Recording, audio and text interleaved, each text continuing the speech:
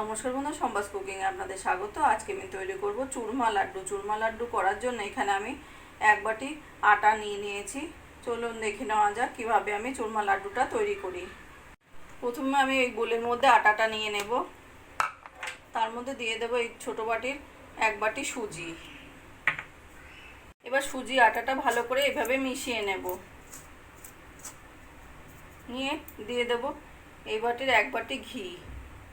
ঘিটাও এবার আটার সঙ্গে ভালো করে মিশিয়ে নেব।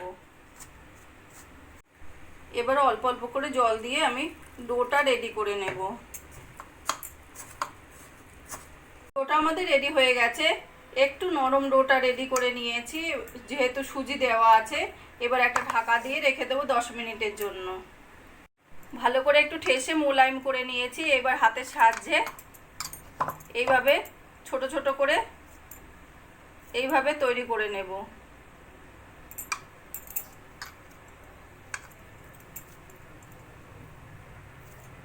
এইভাবে তৈরি করে নেব। আর এদিকে আমাদের কড়াইতে তেল গরম হয়ে গেছে। এবার এইগুলো আমি ভেজে নেব একদম লো ফ্লেমে, সোনালি করে ভেজে নেব।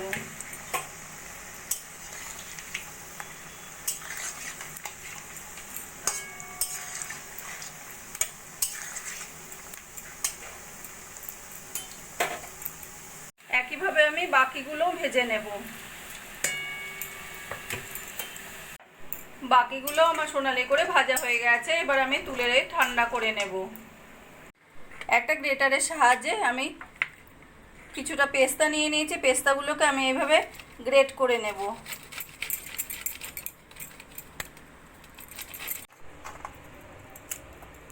হাতের সাহায্যে এইভাবে ছোট ছোট করে ভেঙে নেব এইগুলোকে।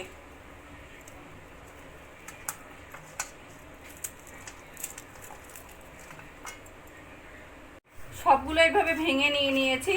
এবার মিক্সির মধ্যে নিয়ে গুঁড়ো করে নেব।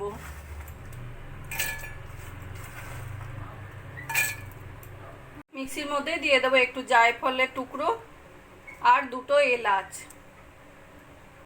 মিক্সিতে সব গুঁড়ো করে নিয়েছি। এবার এই থালায় ঢেলে নেব। ওই কড়াইয়ে তেল তুলে রেখে এর মধ্যে দিয়ে আমি নিয়ে নিয়েছি 200 গ্রাম মতো আটা। সেই জন্য দিয়ে দেবো আমি কড়াইতে 150 গ্রাম মতো গুড়।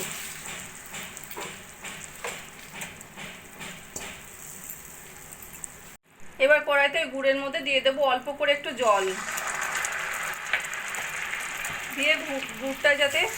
বন্ধুরা, আমার রান্নাটা যদি ভালো লাগে প্লিজ লাইক করবেন আর কমেন্ট করে জানাবেন কেমন লাগলো। আর যদি আমার চ্যানেল নতুন হয়ে থাকেন সাবস্ক্রাইব করবেন প্লিজ। এইভাবে নাড়া দিতে দিতে গুড় থেকে একটা সুন্দর গন্ধ বেরোবে। আর হাত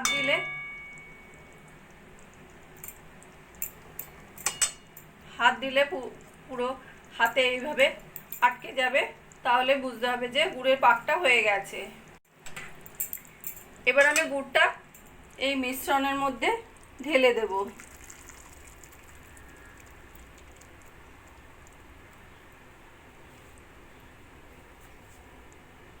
এবার আমি এই খুন্তির সাহায্যে আগে আস্তে আস্তে মিশিয়ে নেব, যাতে একটু ঠান্ডা হয়ে যায়। ততক্ষণ আমি আস্তে আস্তে খুন্তির সাহায্যে মিশিয়ে নেব।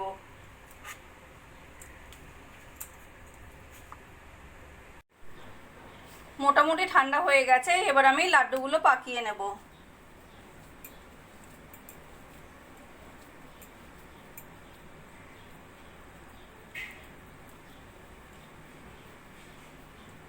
এইবার সব লাড্ডুগুলোই এখানে আমি পাকিয়ে নিয়ে নিয়েছি। আর এখানে নিয়ে নিয়েছি আমি পেস্তার গুঁড়োটা। এর মধ্যে লাড্ডুগুলো একটু করে কোট করে নেব এইভাবে। গণেশজির ফেভারিট চুরমা লাড্ডুগুলো আমার কমপ্লিট হয়ে গেছে। আমার এই রেসিপিটা যদি ভালো লাগে আপনারা বাড়িতে বানিয়ে দেখতে পারেন। কমেন্ট করে জানাবেন কেমন লাগলো। প্লিজ লাইক, শেয়ার ও সাবস্ক্রাইব করবেন। আর যদি ফেসবুক পেজ থেকে দেখেন ফলো করবেন প্লিজ।